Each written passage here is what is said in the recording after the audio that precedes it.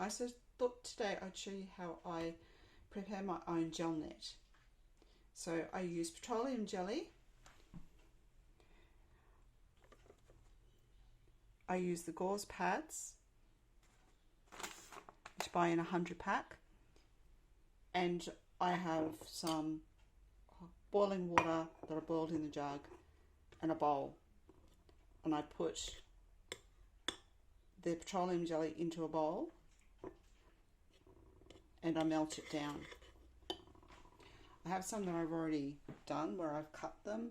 I've cut the pieces of gauze. I cut one piece into 4 small pieces because that's the size of the wound that I have to cover at the moment. So all I do is cut them up with a pair of scissors. Now I must say I am not a doctor, I am not a nurse, I'm not a wound care specialist, I'm not a pharmacist, I'm a nothing. This is what I do. My doctor told me that I could do my own Jelonet by using petroleum jelly. So I put it into the bowl.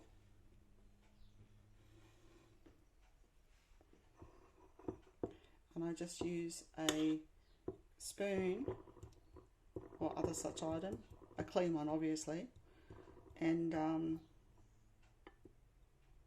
coat it with the petroleum jelly. Now you could use gloves, you could use tweezers, whatever you want to use. I'm just going to use my fingers because this is for me and I know that my hands are clean. And then I just put it out onto a piece of baking paper, grease-proof baking paper, and let it sit over there, over here. So here's a little bit better angle of the gauze in the petroleum jelly. It just gets coated on both sides. And then I just take it and I'll put it onto the parchment paper, baking paper, greaseproof paper, whatever it is, because then I'm going to fold it or put another piece of paper over the top of it, and then I'll have them all ready to go for me when I need them during the week. I try to do about 7 days worth at a time, so I will need to have about 14 pieces because I like to change mine twice a day. Sometimes it only gets changed once, it depends on how bad the wound's looking, but generally I like to do it twice a day to keep it nice and clean, and I don't like the way that I have an ulcer, and I don't like the way that it all looks, and I don't like leaving it on for more than the 12 hours, so I like to change mine twice a day. So that's what I do. I hope that that helped somebody, and I will continue to fill this up, and I'll hope that that helped somebody to work out how they can save some expense on Jelonet, because Jelonet is quite expensive to buy. It's where I live, it's about $10 or a bit more for 3 10 by 10 squares in a box, so it's quite expensive, and I live rurally, so everything's a little bit more expensive where we are. But this is just what I do, and I hope that that helps somebody out there. So here are all of my finished Jelonets, and I've just put the baking paper over the top. I've made some slightly larger ones, so that's just a piece of gauze cut in half instead of into the 4 pieces that are underneath.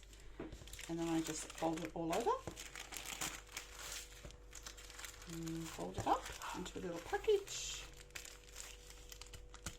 Then I have over here some combine dressing that I have cut up into squares, which I will then cut down to meet the requirements that I have on any given day. So that's the combine squares as the padding for on top of the Jelonet that I've just created.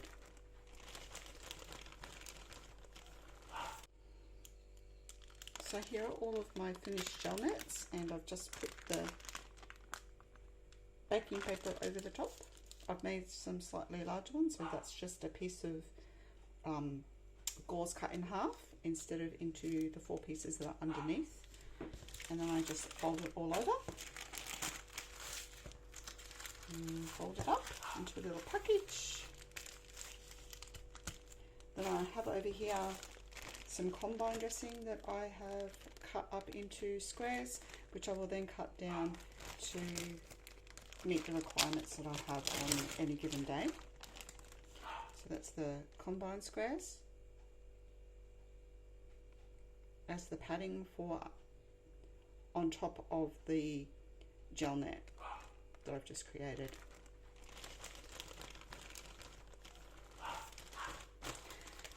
It was just getting way too expensive to keep buying Jelonet and combine dressing in small packets, so that's why I've gone to doing this, and I hope that that helps somebody out there. Thank you. Thank you for watching.